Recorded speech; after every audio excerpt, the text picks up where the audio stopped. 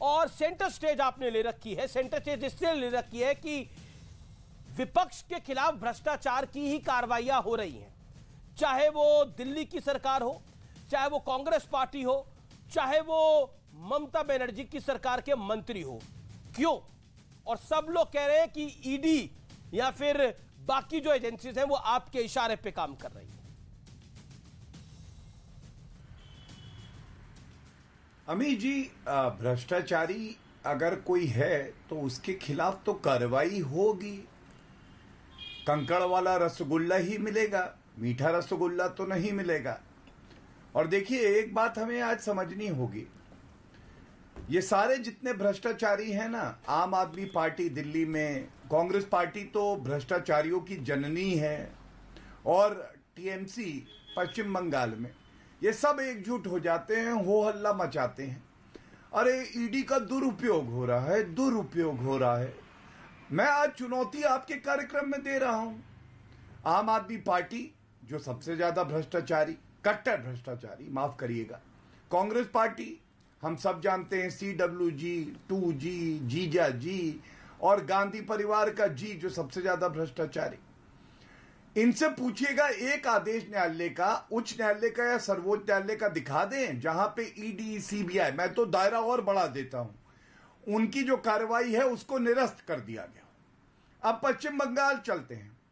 पार्था चैटर्जी की इतनी हिम्मत है क्या कि ममता बनर्जी के इशारे के बिना इस तरह का भ्रष्टाचार कर सकें?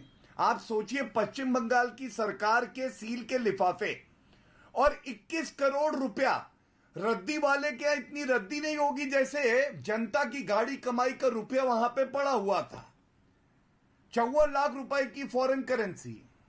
यह कैसे संभव हुआ? यह इसलिए संभव हुआ क्योंकि ममता बनर्जी के इशारे पे ही यह भ्रष्टाचार हो रहा था। दूसरी बात, आपको मालूम है कलकत्ता उच्च न्यायालय में जब ये गए तो इनको कोई राहत नहीं मिली, बल्कि कलकत्ता उच्च न्यायालय ने कह दिया है कि वकील साथ नहीं रहेगा जब पूछताछ होगी। और दूसरी बात, एक मेडिकल कॉलेज है SSKM, अमीर जी, सारे भ्रष्टाचारियों का वो अड्डा है।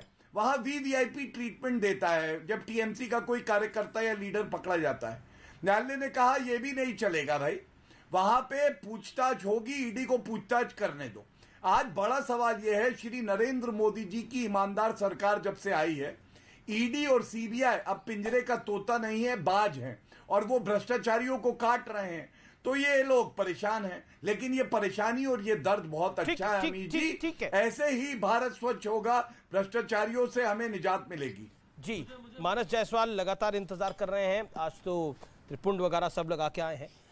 मानस जी, लेकिन क्या आपको लगता है कि जिस तरह से पैसे मिले हैं उसके बाद कुछ कैसे कहने और सुनने को बचता नहीं है, एक आंखों की शर्म भी होती है। 21 करोड़। सभी को तो मैं पहले नमस्कार करता हूं आपके चैनल से, और बहुत बड़ा चैनल है आपका। मैं अपनी और हमारी पार्टी की संवेदना उस हर परिवार वालों के साथ है जिन्होंने इन कुछ दिनों में जीएसटी की मार खा रहे हैं, चाहे वो माता हो जो दूध लेती हो, चाहे वो गरीब इंसान हो जो मूढ़ी खाता हो। हम भी मूढ़ी खाते हैं सर, और आज भोले बाबा का दूसरा सोमवार है। हमारी माता है, आगे कुछ नहीं आता है, ये वाला हाल हो रखा है इनका।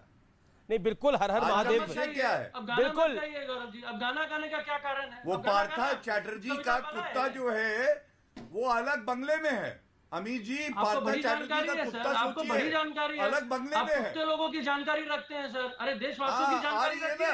अमीर देवगन जी जैसे पत्रकार हैं, हमको खाने को नहीं मिल रहा है। चलिए एक मौका और, खाने को नहीं मिल रहा है यार, 20-21 करोड़ निकल रहे हैं। अरे कैसी बात कर रहे हैं आप मानस जायसवाल, आप कह रहे हैं खाने को नहीं मिल रहा है, या 21 करोड़ रुपए नगद निकल रहे हैं, और क्या खाने को चाहिए? अरे सर, वही तो मैं आपसे पूछ रहा हूं। 21 करोड़ रुपए नगद, आप कह रहे हैं खाने को नहीं मिल रहा है, और क्या खाने को चाहिए? अमीर जी आप कैसी बात कर रहे हैं? सोने के बिस्किट खाता है पार्था चैटर्जी का कुत्ता, बताते हैं एक अलग से फ्लैट है। नहीं, आप बिल्कुल देखिए, भगवान शंकर को 2 समय पर याद किया जाता है, या तो फंस जाओ कहीं। भद्र इंसान बैठते हैं आपके चैनल पे कि कोई भी बैठ जाता है? नहीं, सब लोग, उनको समय मिला बोलने का, उंगली उठाइए, कलम दिखाइए और समय आने पे बात करिए। बिल्कुल आपने बोला, आपने एक पॉइंट रखा।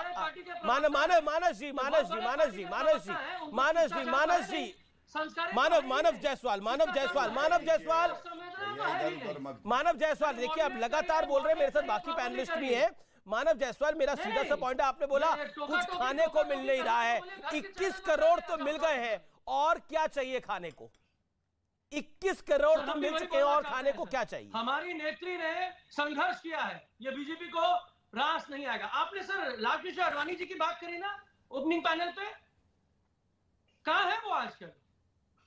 किसके साथ है? क्या हो रहा है उनके साथ? और ये क्या वही बीजेपी की सरकार है लालकृष्ण आडवाणी जी की? लखीमपुर खीरी में होता है, दिन दहाड़े कुचल दिए जाते हैं हमारे किसान, और इनके एमओएस बने रहते हैं। आप उस पार्टी के बारे में बात कर रहे हैं। ये लालकृष्ण आडवाणी और अटल जी की भाजपा नहीं है, ये मोदी शाह की भाजपा है। नहीं तो इसका इस बिल्कुल आप नहीं बिल्कुल ये नरेंद्र मोदी और अमित शाह की भारतीय जनता पार्टी है, लेकिन आप मुझे बताइए, आपका मंत्री पकड़ा गया है 20 करोड़ के साथ, आपका मंत्री पकड़ा गया है 20 करोड़ के साथ। नहीं, you can't shout and you can't over shout me ना। मानव